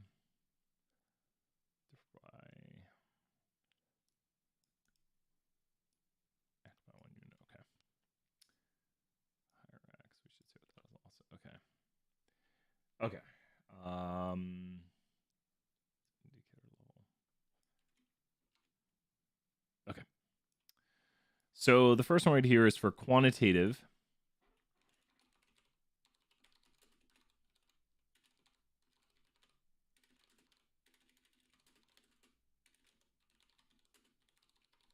There we go. And then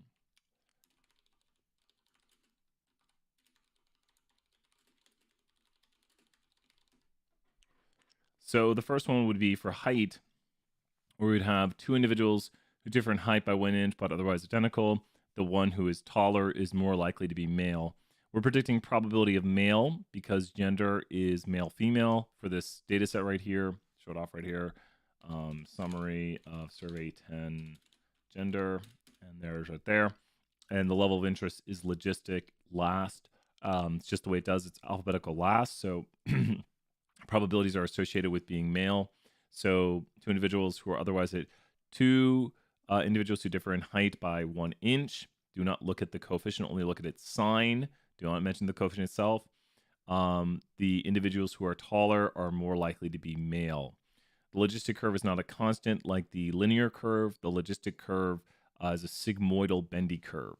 So we can't say that there's a constant unit difference. So now the next one would be for something like handedness left. Two individuals where one is left-handed and the other is ambidextrous. They might say, why isn't it right-handed? Well, it's because ambidextrous is the indicator. Is the reference level. Ambidextrous is the reference. Reference comes first, and these are the two indicators. So two individuals where one is left-handed and the other is ambidextrous, but are otherwise identical. The one that is left-handed is more likely to be male. So there you go right there. And you can put these on your cheat sheet. I highly suggest it. And that is all the interpretations right there I can think of, the big ones for those. Some other big things is knowing your output. So when it comes to knowing output, really, if you look at any model right here, we should know a lot of basic output. So let's talk about knowing output here for a moment. 138.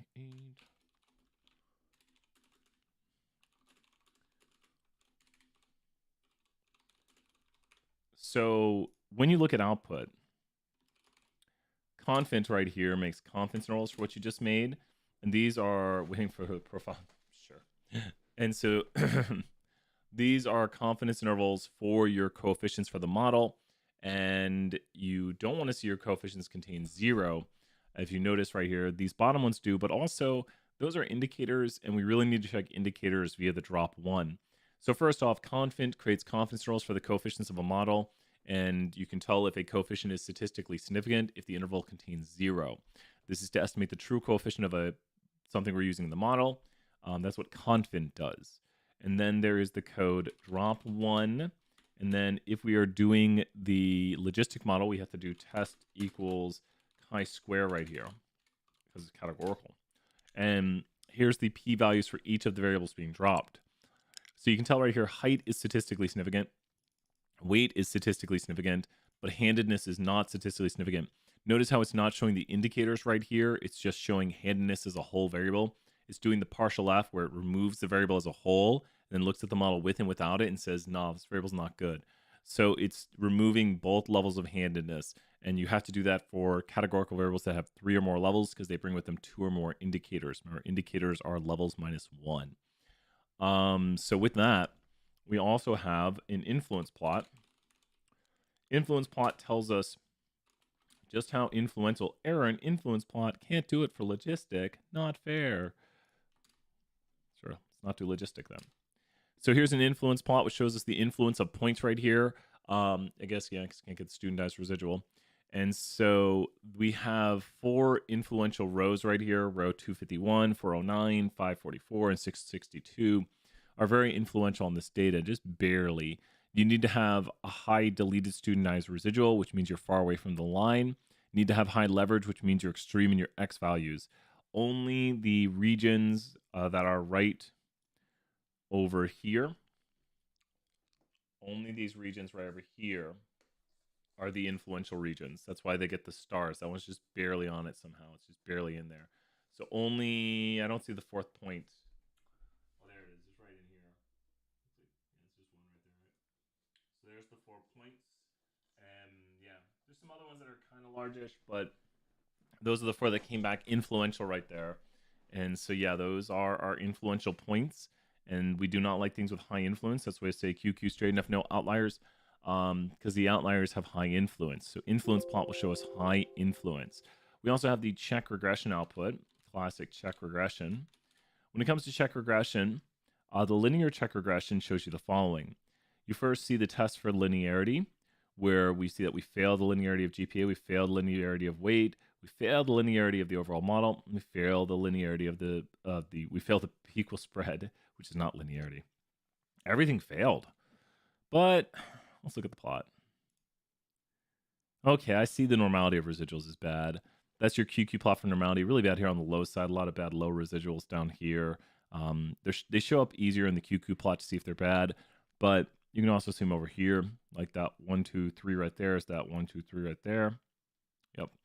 And the linearity, yeah, it's got a little bend at the end. So it's got some bend at the end. You can also do the extra equals true on this to look at the individual plots for each one. Is extra equals true? Or is it many? No, it's extra. There we go, extra true. And then we get the extra plots right here. So weight, yeah, it looks like weight's bringing about the nonlinearity. That's coming into the overall model too, which you can see right there. And weight, yeah, weight was the worst. So it looks like the model has problems. I might not use this, maybe not. That's an iffy one. It's badish. The check regression on the chi-squared looks a bit different. And the check regression on the chi-squared comes back with 2 p-values to check. Now, remember, high p-values are good. And so this is not the plots for it, so we're just going to remove this. High p-values are good, meaning that we do not have evidence to reject the null here. We do not have evidence to reject the null here. The model looks to be a good fit. So this chi-squared model we made up, or this logistic model we made right here, is actually a reasonable fit to the data because we did not fail the check regression.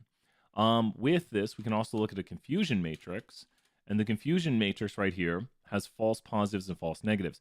Now, we have male, so we could say that male is a positive right here if we're trying to predict male. So what would be a false positive?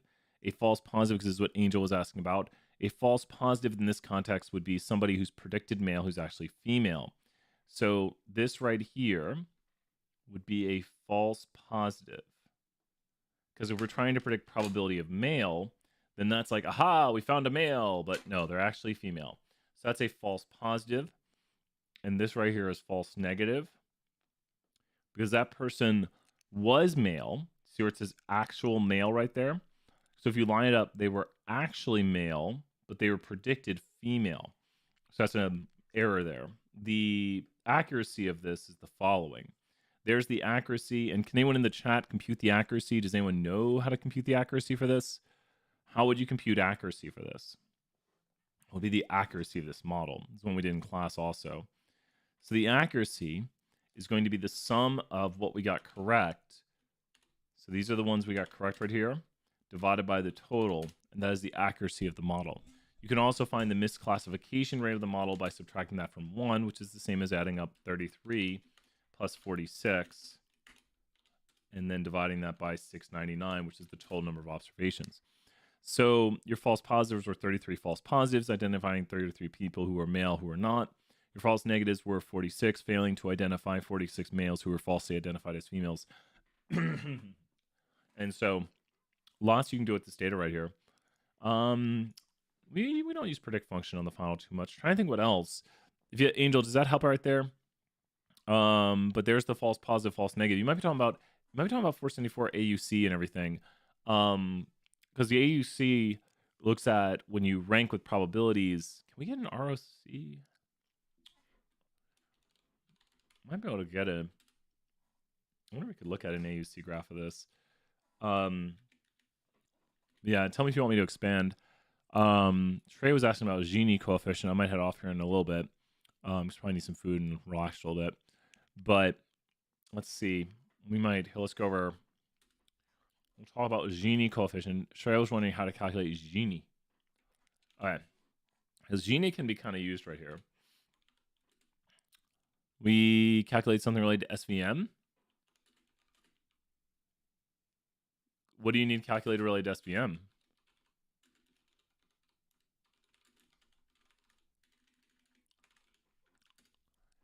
What do you need calculated? You don't remember? Oh no.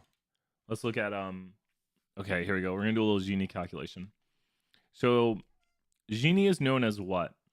Like when you talk about Gini coefficient, Gini is known as what? And Adam Spanbauer made some really good memes lately. I love his memes. He's been posting them in like, was it general chat or where did he post it? So let me show you her. Here it is. I thought this was a really good meme. I'll post it right here.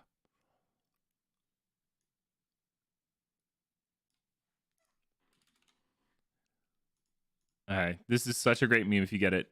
Kind of, sort of. Gini is a measure of impurity. So Adam made this one right here. So the complexity parameter is the reduction to impurity needed. So Gini is how impure it is. Why does this currently have a Gini of 0.5 right here? And then we can try to calculate this. And good to see you here, Juliana. What is some neural nets? Why does that have a Gini of 0.5? It's 3 and 3. And then how would you calculate the Gini of that? How can you mathematically write that out? So it's 1 minus, and then we go. Mary, you can write this down on your formula sheet, or your cheat sheet.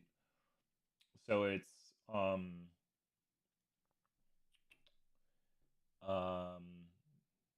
right?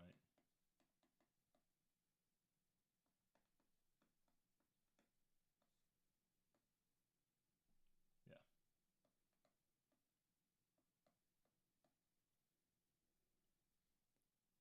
Kind of, and Morgan, you're kind of right there. Yep. And so we got him writing it down. People writing it down also. There it is right there. And I think you've calculated the Gini of the split down there. And it's an even split, so it's easier to calculate. And it comes out to that right there. And you've got the parentheses right there, Shreya. So just make sure you have the parentheses correct because it can come to errors. The maximum Gini with 2 class is what? Now, Gini can actually go higher than this. I do want to make that clear. The maximum Gini with 2 class is what? But Gini, yep, it's 0.5.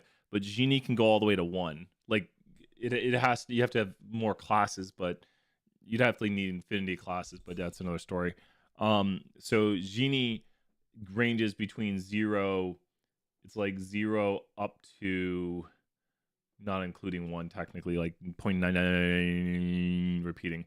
And so Down here, you get a better Gini coefficient because it's 1 minus 1 over 3 squared plus 2 over 3 squared right there. And that is the Gini of this one. And the other one will have the same. And so you're averaging them. It's going to be 0.44 because it's going to be 5 ninths minus 1 minus 5 ninths. So it's going to be 1 minus. So it equals that right there, repeating. Does that make sense how that one down there is calculated? And then it's a weighted average of these two down here. Right there. And then so why is this dude standing in front of this door right here with CP equal 0.9? Because he's not going to let what? When you have CP 0.9, then what? What does that mean basically for your tree? Like if you get the meme, it's like, okay, CP 0.9, your tree's what? With CP 0.9, you're going to get a small tree. Your tree's not going to split. Because it's not going to split. It's going to say you can't get that reduction. Does that make sense? I think it requires a 90% reduction in total impurity. I think it does it as a percentage. So where it's currently at, it would be reduced by like 90%. Yeah, it's not going to do it. You're not going to get that reduction in impurity. So this impurity has to be, So it's not going to happen. So it's not going to split. And then if you do 0.0001, what does that mean basically? So that's where he's just like, go on in. Because what does that mean? So now when you put the complexity parameter that low, it's just going to split. It's like, sure, do it. So just adjusting that parameter controls the length of your tree. So I really like this meme right here. And thank you 474 right here. Do you guys want to do some neural net? Like, I think there's questions on there that show you things like, so this is neural net. We talk about a neural net. You can have like,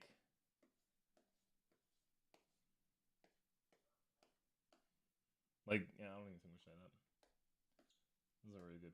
There we go. How many parameters?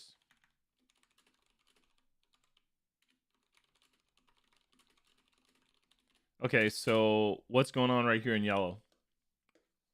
What's going on right there in yellow? Not multi-hidden layers. That's pretty crazy. Good question, Morgan. Nah, we won't do that. Absolutely good to see you here. We did some 201 earlier. I'll show you the timestamps if you want, and I'll put them in the video at the end. Here's the timestamps if you want to check it out. There's the 201 timestamps from earlier. But check those out if you want. Thank you, Mohammed, for being here. So yeah, I'm still recovering. I'm looking kind of rough. I'm kind of staring at the screen. You're welcome. So check it out right there. And and so 3 inputs. Yep, 3 inputs means there's 3 whatses. Which you're right. I'm just having you expand upon it, like just having you give extra talk to it. 3 whatses, 3 x's. Yeah, I knew you knew it. I just like and then this is the what at the end of it. I mean, you could like make like one little badoop or something like that, but we don't do that. That's what at the end of it right here. That's the Y prediction. Yep. And then in the middle of this, you got your what? It looks a lot like 201 regression, right? It's starting to look like it. And then you got what right here. This is the thing you don't see. That's the hidden layer. Great job, everyone. Really proud of your knowledge on this. It's your hidden layer right there. And it's not deep learning. I don't think we go deep learning on the test because that's just more complicated. Let the computer tell you what's going on with that. And so now, when you think about this, if you break it down into parts, it's not too crazy to compute. How many parameter estimates are there? Anyone know? Anyone got a number we could check right here? So you have to think about how the model works, how each X is used. You could write down the equation from the homework, or there was the quiz we did it on. So if you write down the equation on the quiz, you could probably just use the quiz equation and solve it. But does anyone know? I'll show you how to solve it here in a moment. I'll start drawing it a little bit.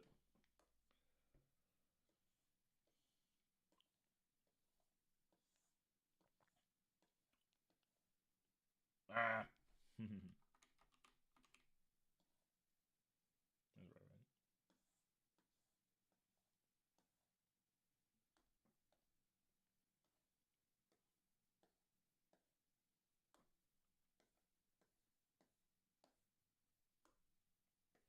Oh, yeah, I think I got it. Okay. So, 4. Okay, I think I got it. I think Annabelle's right. I think Annabelle's correct. Annabelle, that looks to be correct. No, Annabelle, that was right. Annabelle's right. Only 3 points, Annabelle. Like I'm pretty sure you got it right. Do you want to say how you got it right, Annabelle? I'm pretty sure that's right. And so how'd you do that?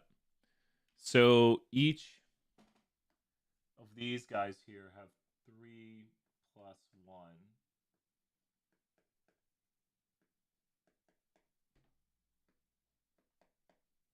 And then the guy at the end over there, guy, gal, they, I don't know, has 4 plus 1. There we go. So that's 4 times 4 in the center, because it's, if you do the math that way, and then plus 5. So that's 16 plus 5, 21. Does that make sense? Does that make sense how I got this? Like you can add up 3, 4, 7, 8, right there. So 3 going to hidden layer. Annabelle's seen it right there. And then each of the hidden layers gives a coefficient estimate, the top node, the top middle, the bottom middle, and the bottom. Each of those gives, oh, no worries, Morgan. Yeah, it's good practice. And then there's the, what is this thing called? What do I have coming in here at all points? These purple lines, some light purple right there. What are all those coming in there? All these purple lines are the whats? I mean, talking about the regression way. So what are those things right there? Because these are the 4 is from the node, the 3 are from the x's, the offsets. Great job, Angel, right there. The offsets, the intercepts. Yeah, they're right there. The offsets, the intercepts, the W0, the beta 0, or the B0. Just the coefficient that is an offset, like a constant. It's not related to the nodes. It's a mathematical offset estimate, like just like an intercept in a regression model. Does that make sense? So it literally, what's so interesting is we were just doing it over here, this. And so it's the exact same idea when you get this right here, that you have your x's and you literally have this right here. You see how there's 4 x's and then there is the offset. So it's the same idea that you're getting the same equation. You're just getting the offset. So we have to add that in over here as an offset with the x's. So if you have 3 x's, you'll also have the intercept / offset. And once again, that's right there in the output. So here we have 4 x's. And then we have 5 coefficients, so 5 estimates are created, 5 parameter estimates. Does that make sense? I love how everything connects. Like a lot of what we do is like so related to everything we've done. We don't like switch it up. All in all, it's stats build. Everything from day one. Yeah. It's like when you see, like, okay, wait a minute, we used to have an intercept in the model, like a coefficient, a constant. So that's what we're doing right here. Is we're just building lots of equations. It's we don't usually see what's going on, but it's important to understand how it works and what it's doing. And really, what you want to understand right here is the amount of neurons in your hidden layer, or the amount of hidden layers, will drastically change your what. I mean, a massive thing to understand right here, because the neurons in the hidden layer is something you use in your what. So n hidden, I think that's the what for this model. So that's the what for this model, which is very important to know too. Like I would know instantaneously the n hidden is the what for this model.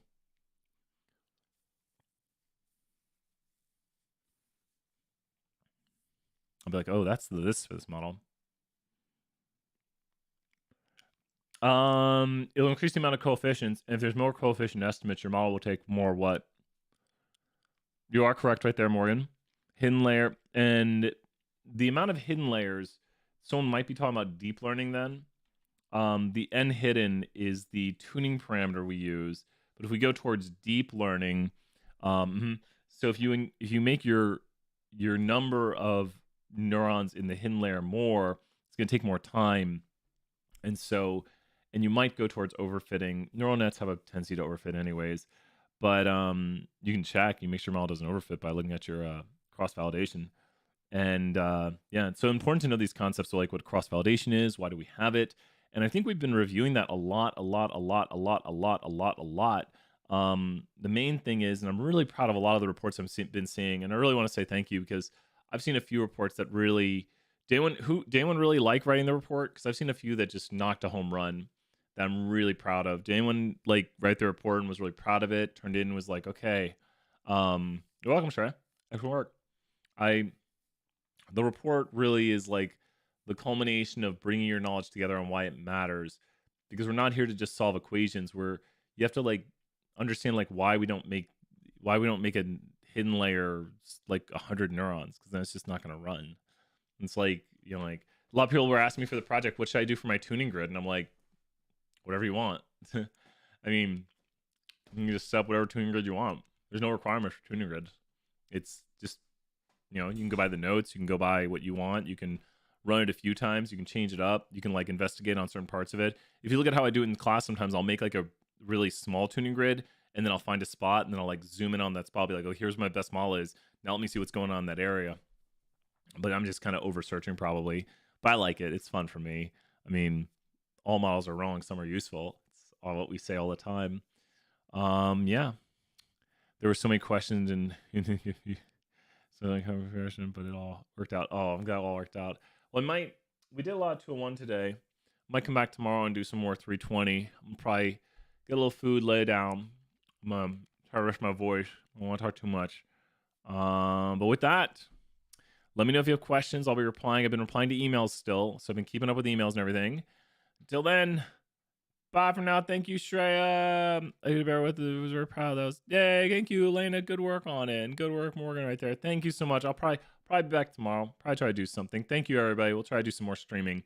I really appreciate everyone's been very kind to me because, man, I'll tell you, if you were there for Tuesday office hours, I actually stopped office hours to take some Dayquil because I felt that I was getting bad.